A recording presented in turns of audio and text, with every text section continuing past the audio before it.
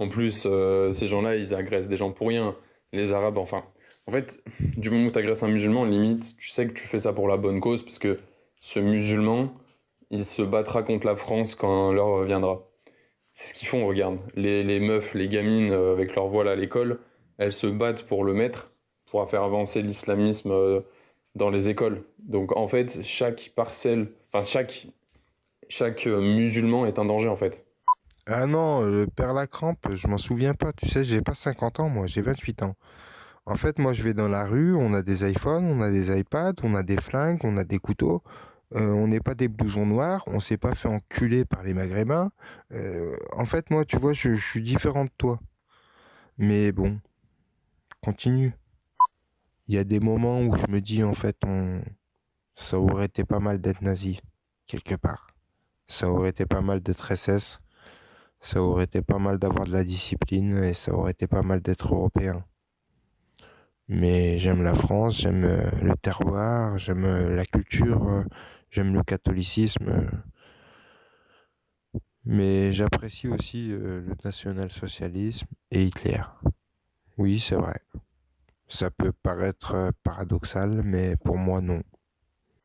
Oui, oui, moi je suis un nazi, je t'encule ta mère, je t'attrape et je te tue, et je tue tous les nègres et les arabes et ceux que tu veux, fils de pute, qui sont pas d'accord avec moi. En fait, les nazis dans le mouvement, enfin dans la rue, tu vois. En vrai, ils sont grave utiles et vraiment, c'est une alliance que tu t'es obligé en fait d'être de leur côté. Alors, ça, c'est difficile. Moi, très honnêtement, j'aime bien parler de ce que je sais, Mm. donc j'ai du mal à savoir exactement comment tout ça, ça se met en place. C'est un dossier que je connais pas forcément, mais en tout cas, les discussions sont autour de la haine contre les musulmans. On sent que c'est le fil conducteur, c'est la haine contre les personnes noires, etc. Et donc, voilà, on sent que de toute façon, ce fil conducteur existe dans cette galaxie d'extrême droite de nous.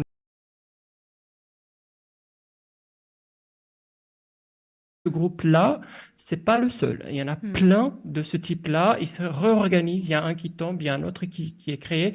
Et d'ailleurs, ils essayent de la même façon de recréer des groupes en ce moment même. Donc voilà, c'est juste pour dire. Et sinon, pour revenir à la question, en effet, la base idéologique, c'est le grand remplacement et cette vision qu'ils ont de cette société qui a été développée, hein, comme vous le savez, et qui a donné. Pour le moment, on est en train de déceler tout ça pour voir Mm. si on peut dire, parce que voilà, la discussion, elle est là, est-ce que c'est des vrais fonctionnaires de police? La question, c'est est-ce que c'est pas des gens qui font semblant, enfin, qui disent que c'est des policiers, mais en fait, ils le sont pas. Et ça se voit beaucoup hein, dans ce genre de milieu, c'est assez viriliste. Et apparemment, dire que c'est des policiers, ça donne ça a une connotation positive dans leur milieu. Et Mhm. du coup, voilà, il faut déceler le vrai du faux, mais en tout cas, le travail, on sent qu'il y a des gens qui disent qu'ils sont policiers. En tout cas, ça, c'est sûr.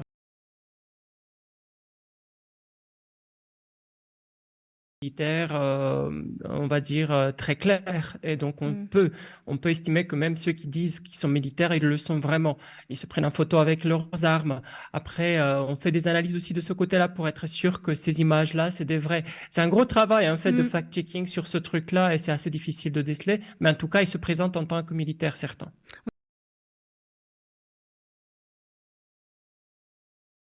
Plutôt athées, on sent qu'ils sont pas trop proches religion, mais une grande partie parle de religion, de catholicisme, de croisade, ils reviennent toujours sur cette vision-là hein, Mm.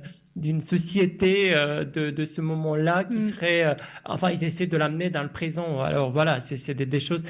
Très honnêtement, ce qui est le plus difficile, Mhm. c'est d'entendre autant de choses Oui. qui sont complètement déplacées hors sol et trouver un sens à tout ça. C'est surtout ça qui est difficile.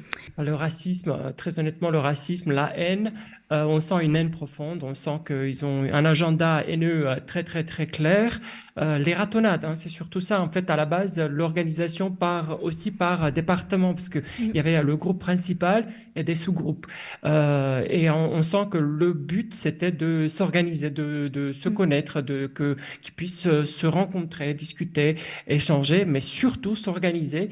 Et on a vu quand même dernièrement pas mal d'organisations de ce type, des ratonnades de ce type d'extrême droite, même à Besançon, dans la ville dans laquelle nous sommes, où ils vont, par exemple, sur un piquet de grève, où ils vont dans une manifestation qui est un peu classée à gauche, hein, Donc, dans si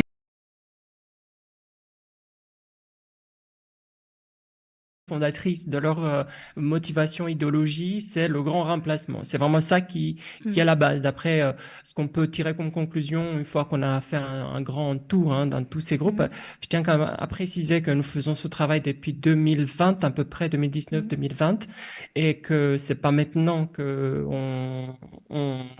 on va dire, c'est pas que dans ces 2 semaines qu'on a suivi ce groupe en particulier.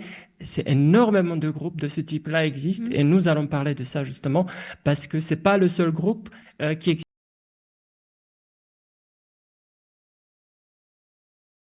Un manque aussi de volonté de faire davantage. Ce qui est sûr, c'est que ces groupes existent depuis très longtemps. C'est pas hier que maintenant, c'est justement, elles ont été publiées sur Twitter parce que voilà, il y a des groupes qui ont décidé de faire ces enquêtes, de les transmettre, de les afficher. Mais ces groupes-là existent depuis très longtemps, et il y en a plein d'autres qui existent comme ça et qui échangent comme ça et qui ne sont pas aujourd'hui supprimés tant qu'on n'a pas dit voilà, ils existent. Donc c'est très bizarre comme façon de faire, et puis ça intrigue. En tout cas, ça pose des questions. De façon claire et nette, ils ne sont pas inquiétés parce que nous, on le sait, quand quelqu'un a subi un contrôle de police, on le sait assez rapidement parce qu'ils le disent sur les réseaux, tiens, un tel a été arrêté, ou etc. Donc, on sent que pour le moment, il y a pas mal de gens qui sont tranquilles. Donc, on se pose beaucoup de questions. On aimerait plus de transparence sur la façon dont l'État lutte contre ces dérives.